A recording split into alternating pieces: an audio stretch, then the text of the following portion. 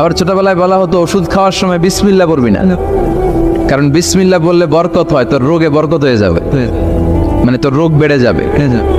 কি ডাকা বুয়া কথা। সব ভালো কাজের আগে বিসমিল্লাহ। অবশ্যই আপনি ওষুধ খাওয়ার আগে বিসমিল্লাহ পড়বেন। কি পড়বেন? আমাদের দেশে শেখানো হয় ওষুধ হাতে নিয়ে যখন তুমি খাবা তখন পড়বা আল্লাহু শাফি আল্লাহু মুআফি। এটারে উল্টে আবার বাংলাদেশকে আল্লাহ শাফি আল্লাহ মাফি। শব্দটা মাফি না, শব্দটা হচ্ছে মুআফি। আল্লাহু শাফি আল্লাহু মুআফি। খেয়াল থাকবে, পড়েন আল্লাহু শাফি আল্লাহু মুআফি আল্লাহু শাফি আল্লাহু মুআফি। এটা কোনো হাদিসে নাই, পড়তে বলা হয় নাই, তবে অর্থটা খুব সুন্দর। আল্লাহই তিনি শিফা দান করেন, আল্লাহই রোগ থেকে মুক্তি দান করেন। ওষুধ আমি খাচ্ছি, মেডিসিন খাওয়া সুন্নাত, কিন্তু ওষুধ আমার শিফা দেয় না, মুআফাত দেয় না। আমার শিফা দেয় কে? এই ঘোষণাটা, অ্যানাউন্সমেন্টটা বেশ ভালো, আপনি পড়তে পারেন, কিন্তু সুন্নাহ মনে করে না। এটা ভালো অর্থ, তাই পড়ি। আর বিসমিল্লাহ অবশ্যই পড়বে।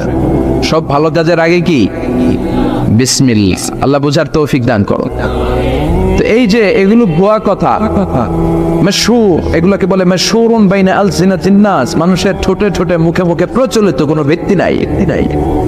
এরপরে ছোটবেলা শুনতাম জট কলা খাওয়া যাবে না, মানে জোড়া কলা খেলে নাকি দুই বাচ্চা হয়, যমজ বাচ্চা নাকি হয়, একসাথে দুই বাচ্চা বলে না?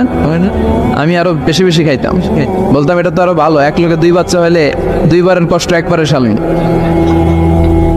আমাদের সমাজে এরকম অনেক ধরনের কুসংস্কার।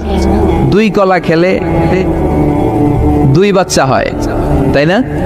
আসলে কি কথাটা ঠিক? ঠিক। বাচ্চা একটা হবে না, দুইটা হবে, ছেলে হবে না মেয়ে হবে, এটা কে দেয়? আবার অনেকের মাথার চুলের মধ্যে দুইটা গিট থাকে, আছে না নাই? দুই গিট থাকলে কয় তোর দুই বিয়া, তিন গিট থাকলে তিন বিয়া, গিট নাই কয় তোর বিয়া নাই, আছে না নাই? এগুলো মুসলমান বিশ্বাস করতে পারে? মুসলমান বিশ্বাস করে একজনকে, তিনি কে?